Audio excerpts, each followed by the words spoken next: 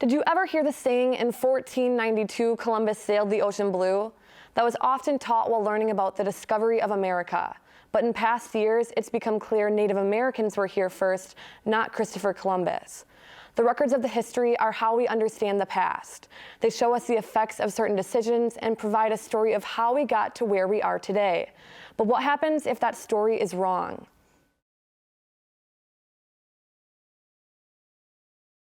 The past few years have had many historic events that will be remembered for decades to come. Right now at 10, Russians continue to push into Ukraine, but they're facing a tougher challenge than they expected. There are now 26 active cases of coronavirus here in Wisconsin. And state health leaders are sounding the alarm about the ongoing surge of new cases in Wisconsin. Minneapolis continues to grapple with protests and unrest 5 days after the death of George Floyd. Kyle H. Rittenhouse, not guilty. But one of the greater questions is, will these events be recorded the way we think they should be? Historian Kacie Luccini Butcher says history is always skewed. All the history that you read is written from somebody's perspective, from somebody's viewpoint. And often a lot of the history that we're taught in schools, right, whether that's middle school or high school, the places where we are usually first exposed to history, we're exposed to history that really is written from a very specific perspective. But it's impossible. There is no such thing as the full picture. We're always going to be missing something, which is very unsatisfying, and historians will tell you that. It's super unsatisfying, but it's the truth.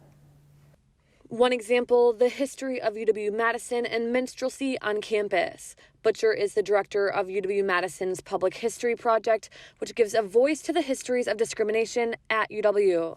Through research, the Public History Project discovered a lot of minstrelsy happening at UW-Madison.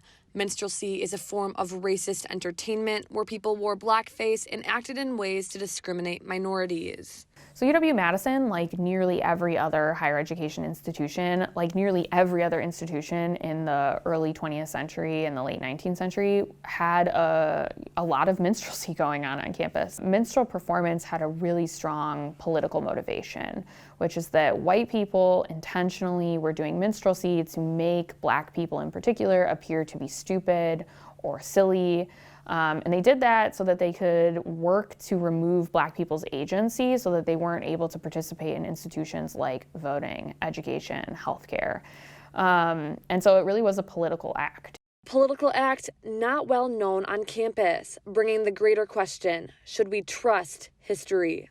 I think that history, like history books, but also museums, are really regarded as institutions or as things that can be trusted, right? That when you're reading this information in a textbook that you're given in school or when you're in an exhibit, that is the truth, that you are reading the truth. And we're not always taught to kind of go at those events or those things or those materials and look at them with a critical lens. We want to believe that there is a historical truth, that there is something that is this either happened or it didn't, and it happened this way, and the story is really simple. And that's just not true. There are just no easy or simple stories. But Butcher says even though history should be questioned, it doesn't mean it's inaccurate. Professor Kathryn McGarr says she always tells students in her class to think about where they are getting their information. So when I teach history here, mostly what I want to teach people how to do is to think more critically and question more and have a critical eye on what they think they know. And so sort of understanding the concept of revisionist history, where it's not as we initially thought it was. We should think about how we know what we know. And so just question the stories that we're told and understand why those stories seemed valid at one time or another, and what parts we actually want to hold on to, and what parts do need revision.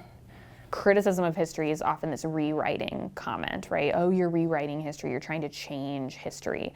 And it is truthful, people are rewriting history, but that's a strength, not a weakness. It's something that only has the potential to expand our understanding of the past, not to degrade it or to make it worse. All history is rewriting history. That's why there's historiography, the history of history. So from the beginning, that's what history has been sort of revising earlier generations of historians, because there's huge changes in the way we think about things.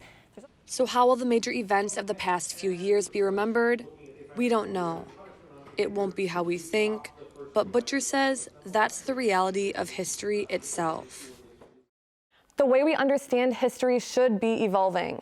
History is not inherently false, but it also should not be taken as the complete truth. We should always question where we get our information and the accuracy of our sources, because without this, major perspectives of generations and important events could be missed.